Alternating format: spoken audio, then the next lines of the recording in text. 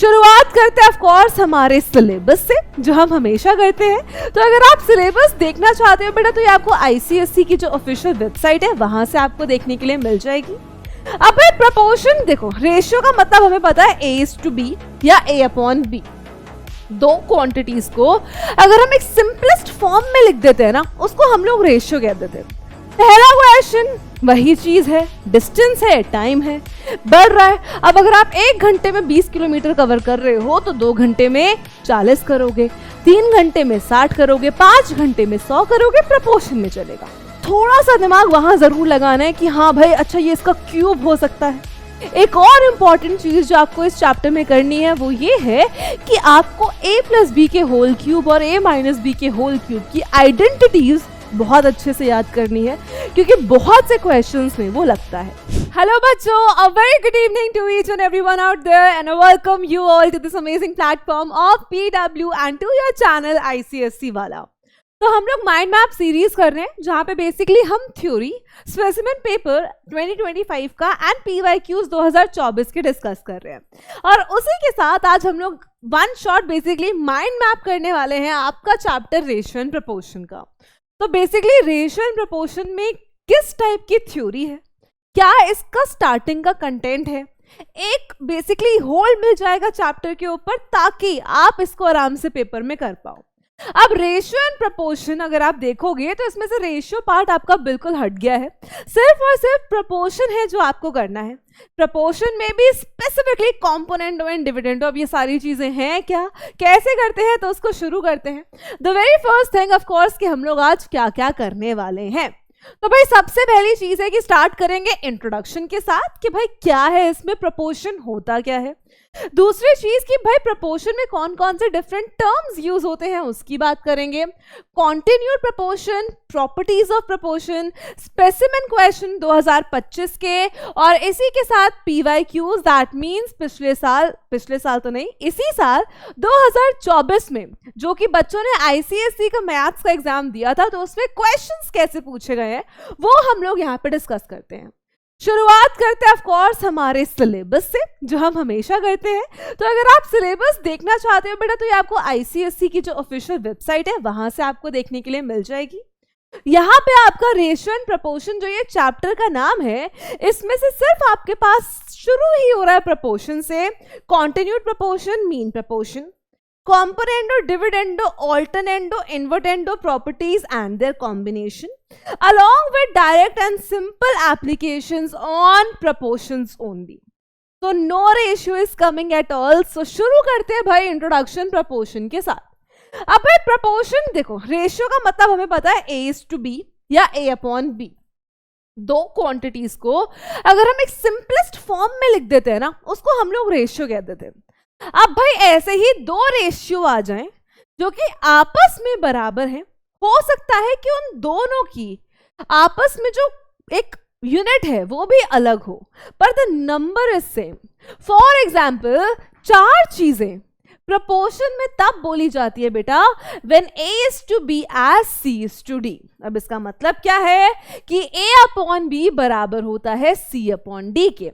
For example अगर मैं बोलूं बेटा 10 रुपीज इज टू 15 रुपीज, और भाई ये प्रोपोर्शनल हो गया, let's say for example you can say 20 metres, right, what you can say is 20 metres to 30 meters,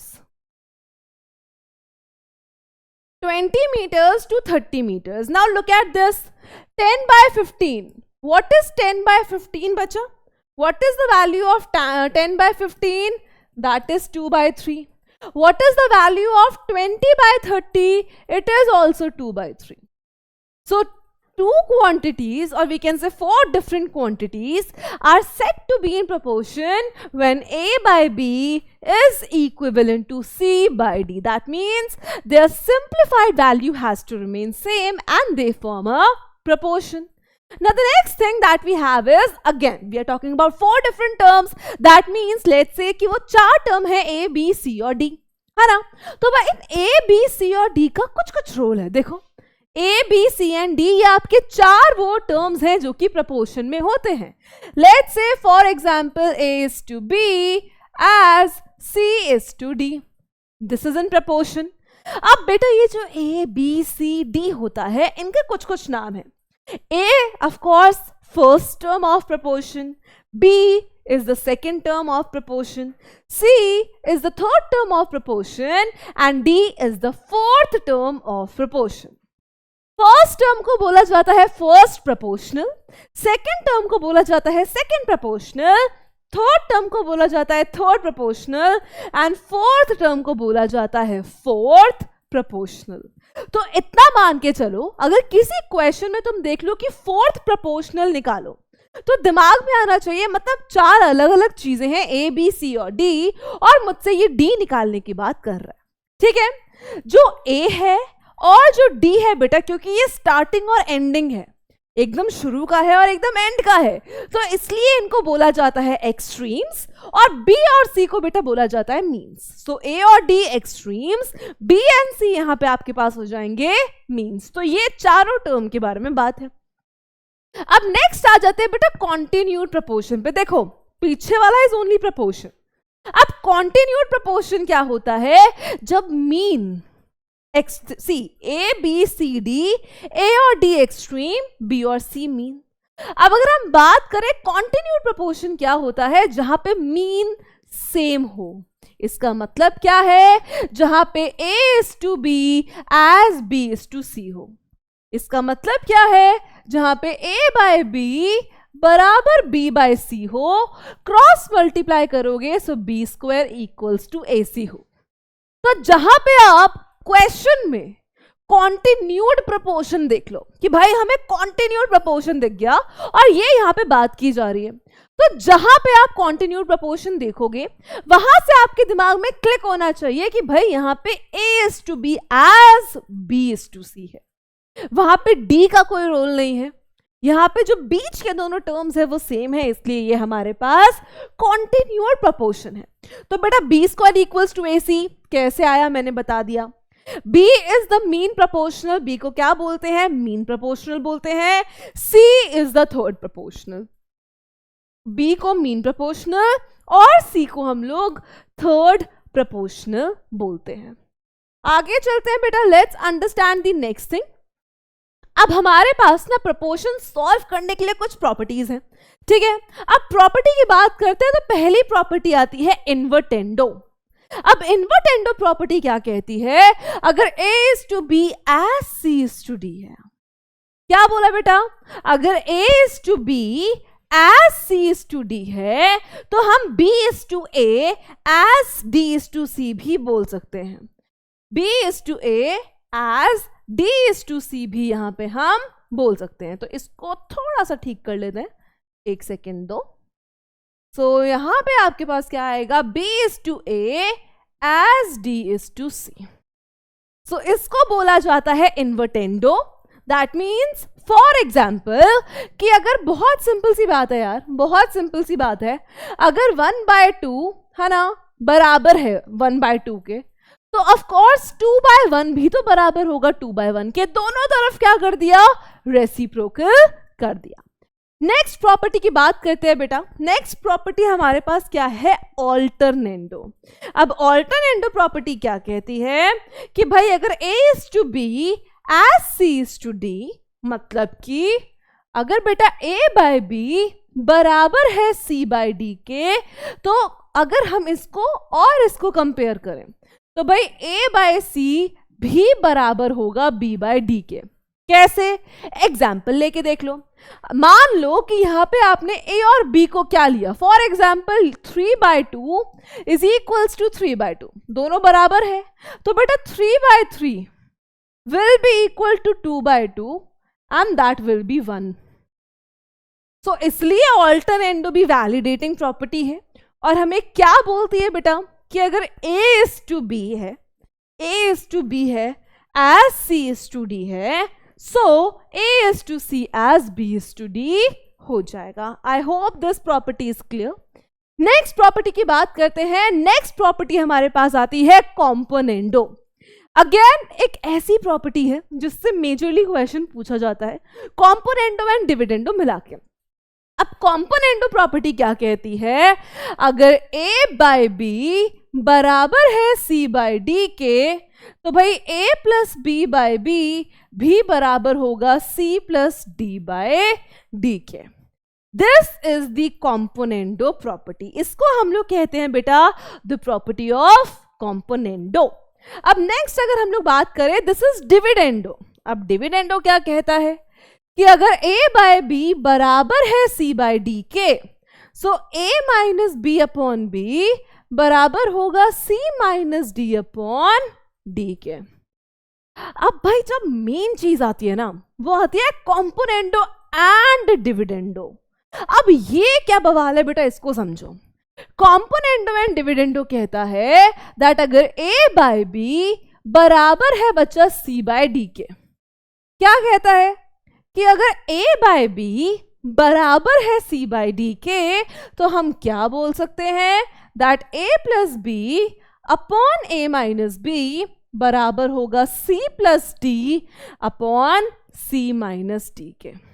तो बस इतनी सी चीज है जो इस चैप्टर में है, जो थ्योरी आपको समझने वाली है। और भाई शुरू करते हैं सीधा हम अपने स्पेसिमेन 2025 का क्वेश्चन कि भाई स्पेसिमेन पेपर, सैंपल पेपर की जब बात की जाए तो सैंपल पेपर में किस टाइप का क्वेश्चन आया हुआ है, किस टाइप का क्वेश्चन पूछा गया है, उसको एक बार देखते हैं। अब भाई सीधा देखो, a mixture of paint is prepared by mixing 2 parts of red with 5 parts of base. 2 parts of red and 5 part of base, इसको मिक्स करके एक पेंट बन रहा है। यूजिंग द गिवन इंफॉर्मेशन हमें ए बी और सी की वैल्यू निकालनी है। भाई बहुत सिंपल बात है, देखो अगर 2 रेड हैं तो 5 बेस है, अगर 4 रेड होंगे तो 10 बेस होंगे, है ना। अगर 6 रेड होंगे तो 15 बेस होंगे, अगर 8 रेड होंगे तो 20 बेस होंगे। तो अगेन प्रोपोर्शनल है, बहुत सिंपल सी बात है। तो यहां से हमें क्या पता है बेटा कि अगर ये 2/5 है तो ये बराबर होना चाहिए 4/a के, ये बराबर होना चाहिए b अपॉन 12.5 के, और ये बराबर होना चाहिए 6/c के। तो 2/5 अगर यहाँ पे है तो भाई 4 के कितने हो जाएंगे, तो a की वैल्यू हो गई आपके पास 10। अगर 2 के लिए 5 है बेटा तो 4 के लिए कितने लगेंगे, 10। सिंपल, कैसे कैलकुलेट किया, that 2/5 is equivalent to 4/a। Cross multiplication, 2a equals to 20 और a की वैल्यू आ जाएगी बच्चा 10। a की वैल्यू आ गई 10। तो बहुत सिंपल है, अब इसको करते हैं इन दोनों को। तो 2/5 is equals to b upon 12.5। इस 12.5 को वहां ले जाओ, 2 इंटू 12.5 कितना हो जाएगा, 25 upon 5 is equals to b। और बेटा b की वैल्यू आ गई 5, a की 10 और b की 5। अब c निकालना है, सेम चीज, 2/5 इज इक्वल्स टू 6/c। अब क्या करो, क्रॉस मल्टीप्लाई करो, 2c इज इक्वल्स टू 30 और बेटा c की वैल्यू कितनी आ जाएगी, 15। तो बस आप सिंपल प्रपोर्शन लगाएंगे, क्वेश्चन को सॉल्व करेंगे एंड ऑप्शन नंबर डी पे करेक्ट आंसर कर आ जाएंगे। ठीक है, अब भाई ये तो हो गया 1 मार्कर MCQ। अब और किस टाइप के क्वेश्चन यहां पूछे जाते हैं। अब भाई देखो, देखने में तो बहुत डरावना क्वेश्चन लग रहा है, बट बहुत बेसिक, बहुत आराम से करेंगे, इजीली होगा। सबसे पहली चीज जो इस क्वेश्चन में देखने वाली है वो है कॉन्टिन्यूड प्रपोर्शन में है। x, y और z कॉन्टिन्यूड प्रपोर्शन में है। कॉन्टिन्यूड प्रपोर्शन में है, इसका मतलब है that x is to y as y is to z। समझा? a, b और c अगर कॉन्टिन्यूड प्रपोर्शन में है, मतलब a is to b as b is to c। तो अगर x, y और z कॉन्टिन्यूड प्रपोर्शन में है, so x is to y as y is to z। तो भाई इसको कैसे लिखेंगे, that x upon y is equals to y upon z। Cross multiply करेंगे, so y square is equals to xz। तो भाई सबसे पहली इंपॉर्टेंट चीज हमारे पास क्या निकल कर आई? सबसे पहली इंपॉर्टेंट चीज निकल कर आई that y square is equals to xz। अब आगे चलते हैं, ये इतना सारा गिवन है, हमें ये प्रूव करना है। चलो भाई कोई दिक्कत नहीं है। अब यहां देखो, स्टार्टिंग विद प्रूविंग कि भाई कैसे ऐसे क्वेश्चन को हम लोग प्रूव करते हैं। अब भाई पहली चीज देखो, अगर हम यहाँ पे लेफ्ट हैंड साइड लेते हैं, ठीक है, हमने लेफ्ट हैंड साइड लिया तो हमारे पास आया x अपॉन बेटा y square into z square plus y upon z square into x square plus z upon x square y square. ठीक है, पहला काम करो, एलसीएम ले लो। बहुत सिंपल। देखो सबसे पहले तो ये भी सोचना भाई इनका एलसीएम आएगा क्या। अच्छा देखो 7 और 5 है, दोनों अगर प्राइम नंबर है, हमें नहीं पता कि भाई क्या कॉमन है, नहीं है कुछ भी कॉमन, तो एलसीएम क्या आता है? उनका मल्टीप्लिकेशन। ठीक है, अगर मान लो आपके पास 3 और 6 है तो इनका एलसीएम क्या आएगा? 6, मतलब जो कॉमन है वो भी आता है। अब मेरी बात ध्यान से देखो, y square x square z square LCM क्या आएगा? अगर डायरेक्टली निकालने में दिक्कत आती है, डायरेक्टली निकालने में कि क्वेश्चन देख के पता चल जाए, वो करने में दिक्कत आती है, सीधा क्या करो, जैसे एलसीएम निकालते हो वैसे निकालो कि भाई वाई स्क्वायर है जेड स्क्वायर है ना, तो ऐसे एलसीएम निकाल लो। और सिंपल है, जब आप निकालोगे बेटा और लिखोगे तो इन तीनों का आपके पास जो एलसीएम आएगा that is x square y square z square. जो इन तीनों का आपके पास एलसीएम आएगा that will be x square y square z square. अब मेरी बात ध्यान से सुनना बच्चा, देखो एलसीएम ये आ गया है ना। अब यहां देखो वाई स्क्वायर जेड स्क्वायर है, वाई स्क्वायर जेड स्क्वायर है, किस चीज की कमी है? एक्स स्क्वायर की कमी है। तो बेटा यहां पे हम लोग डिनोमिनेटर में किससे मल्टीप्लाई करेंगे?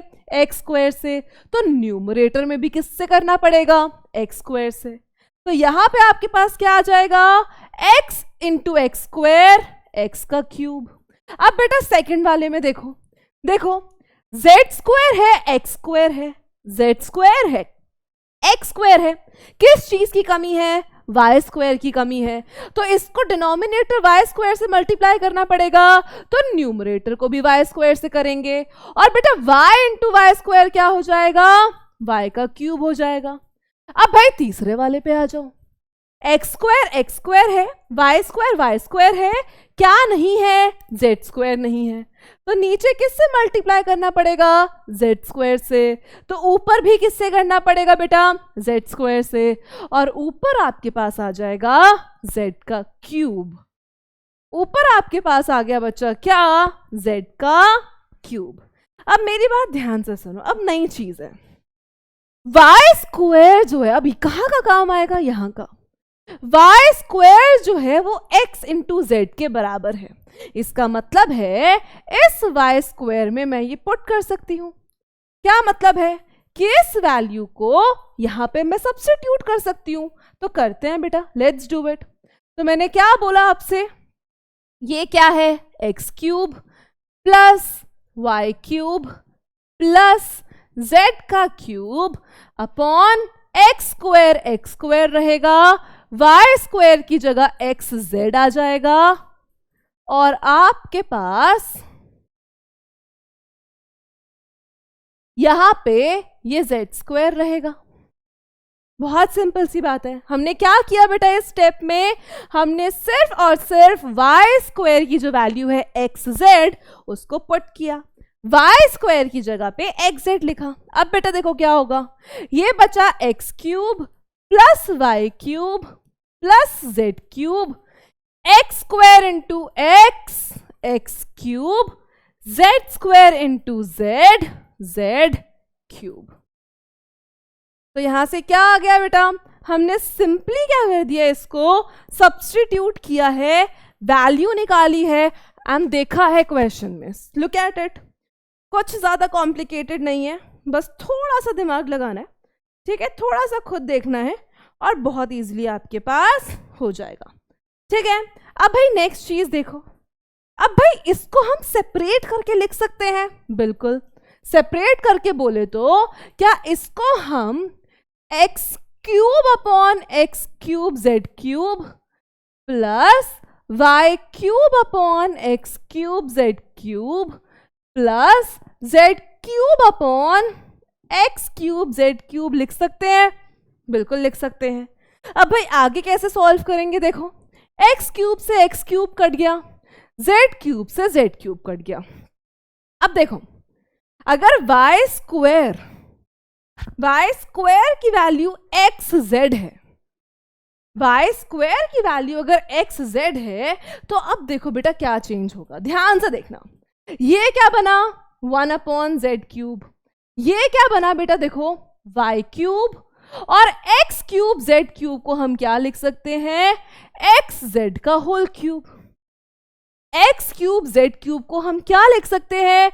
एक्स जेड का होल क्यूब। क्या इतनी चीज क्लियर है सबको? आई होप ये क्लियर हो। अब नेक्स्ट देखो, प्लस ये आपके पास आ गया 1 upon x cube.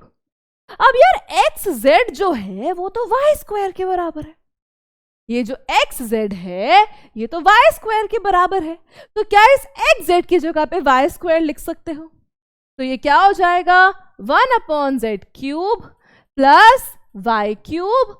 X z की जगह आपने लिख दिया वाई स्क्वायर और इसका whole cube plus 1 upon x cube. अब आगे देखो बेटा, ये क्या बचा? 1 अपॉन जेड क्यूब। ये क्या हो जाएगा? वाई क्यूब अपॉन वाई की पावर 6 और ये कितना हो जाएगा? 1 upon x cube. Power cancel, यहां कितनी बची? 3 बची। तो सिंपली आपके पास क्या आ जाएगा? 1 upon x cube plus 1 upon y cube plus 1 upon z cube which is equivalent to the right hand side of the question. और ये किसके बराबर है बेटा? क्वेश्चन के राइट हैंड साइड के। तो इस तरीके से हम सॉल्व करेंगे हर एक स्टेप। और इसी के साथ देखते हैं बेटा पिछले साल कैसा क्वेश्चन आया, मतलब पिछले साल मतलब 2024 में जिन बच्चों ने पेपर दिया है उनका कैसा क्वेश्चन आया था। पहला क्वेश्चन वही चीज है, डिस्टेंस है, टाइम है, बढ़ रहा है। अब अगर आप 1 घंटे में 20 किलोमीटर कवर कर रहे हो तो 2 घंटे में 40 करोगे, 3 घंटे में 60 करोगे, 5 घंटे में 100 करोगे, प्रपोर्शन में चलेगा। तो सिमिलरली बच्चा यहां भी क्वेश्चन में वही चीज है, आपको निकालना है एक्स और वाई। अब आपको पता है दैट 60/2 बराबर हो जाएगा 90/x और ये बराबर हो जाएगा y/5 के। 60/2 सबसे पहला बराबर होगा किसके? 90/x। 2 से ये गया 30 पे, 30 से ये गया 3 पे और x की वैल्यू कितनी आ गई बेटा? 3। अब नेक्स्ट देखो, 60/2 इज इक्वल्स टू y/5। इसका मतलब है 30 इज इक्वल्स टू y/5 और y की वैल्यू कितनी आ गई? 150। तो x is 3, y is 150। Option number D बेटा यहां पे बिल्कुल करेक्ट आंसर हो जाएगा। अब आगे चलते हैं। अब इस क्वेश्चन में देखो क्या बोला है, अगर a प्लस बी का whole cube upon a minus b का होल क्यूब 64/27 के बराबर है तो इसकी वैल्यू निकालो और फिर a इज टू b की वैल्यू निकालो। मतलब सिंपल डायरेक्ट प्रपोर्शन का क्वेश्चन है। अब भाई पहले पार्ट में देखो क्या है, देखो सबसे पहली चीज हमें क्या गिवन है बेटा कि a प्लस बी का whole cube upon a minus b का होल क्यूब बराबर है 64/27 के। अब बेटा देखो थोड़े से ना रूट्स, अब यहाँ पे स्क्वायर्स, क्यूब्स, ये सब थोड़ा सा क्लिक होना चाहिए दिमाग में कि जब इसको देखो तो 64 देखते ही समझ में आ जाए कि भाई ये तो 4 का क्यूब है और भाई 27 भी देखते ही समझ में आ जाए कि यार ये तो 3 का क्यूब है भाई। ठीक है, लगा दिया। तो 64 की जगह 4 का क्यूब, 27 की जगह 3 का क्यूब। अब भाई देखो, अब दोनों तरफ क्यूब्स हैं तो क्यूब्स कैंसिल हो जाएंगे। तो फर्स्ट पार्ट का तो भाई आंसर लो आ भी गया, that a plus b upon a minus b is equivalent to 4/3। अब नेक्स्ट पार्ट देखो, प्रपोर्शन की प्रॉपर्टीज लगा के a इज टू बी निकालो। क्या लगाएंगे बेटा? Directly componendo and dividendo. अब कॉम्पोनेंट में डिविडेंडो लगाया तो क्या होगा, ए। बेटा देखो कॉम्पोनेंट में डिविडेंडो में ना फिर ये पूरा ए हो जाएगा और नीचे वाला पूरा बी, मतलब ए प्लस बी ए है, ए माइनस बी बी है, तो क्या है ए प्लस बी अपॉन ए। माइनस जब भी करेंगे बेटा अगर दो से ज्यादा टर्म्स है, दो या दो से ज्यादा टर्म्स है, तो हम ब्रैकेट लगाएंगे, is equals to 4 plus 3 4 minus 3। बेटा यहां b से b कैंसिल हुआ तो कितना आया 2a। नीचे क्या बचा, यहां a से a कैंसिल होगा, b प्लस b कितना आएगा 2b इज इक्वल्स टू 7/1। 2 से 2 कैंसिल बचा तो मतलब a बाय b की वैल्यू आई 7/1, मतलब a इज टू b की वैल्यू आ जाएगी सिंपल 7:1। तो इस तरीके से आप करेंगे, बहुत इजीली ये चैप्टर हो जाएगा बेटा। इस चैप्टर में कुछ भी नहीं है, सिर्फ आपको प्रपोर्शन के क्वेश्चंस प्रैक्टिस करने हैं, राइट। थोड़ा सा दिमाग वहां जरूर लगाना है कि हाँ भाई अच्छा ये इसका क्यूब हो सकता है। एक और इम्पॉर्टेंट चीज जो आपको इस चैप्टर में करनी है वो ये है कि आपको a प्लस बी के होल क्यूब और a माइनस बी के होल क्यूब की आइडेंटिटीज बहुत अच्छे से याद करनी है, क्योंकि बहुत से क्वेश्चंस में वो लगता है। तो आई होप कि भाई ये माइंड मैप इस चैप्टर का आपको समझ में आया हो, आपको ये हेल्प करे। अगर कोई भी और डाउट होता है, कुछ भी परेशानी होती है, तो आपको पता है नीचे कमेंट सेक्शन में डाल देना है। तो भाई मिलते हैं हम लोग अगली क्लास में, जहाँ पे हम एक और नए से चैप्टर का एक और बढ़िया सा माइंड मैप करेंगे और उसको समझेंगे along with the specimen papers and PYQs। तो बच्चा लोग अपना ख्याल रखो। I will see you in the very next class. So thank you so much everyone, bye bye, take care.